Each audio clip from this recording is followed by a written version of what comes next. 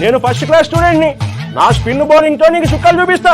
రాసుకో. బాల్ వేయడానికి first class అవసరం లేదమ్మా, క్రికెట్ వస్తుంటే చాలు.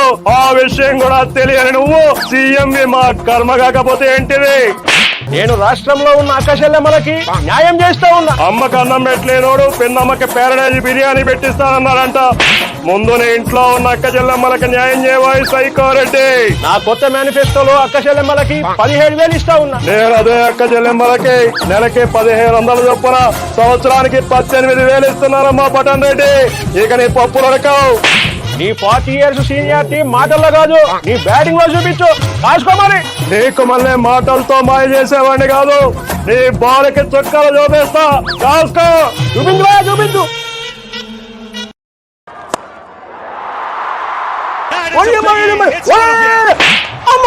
అమ్మా విజయమ్మా.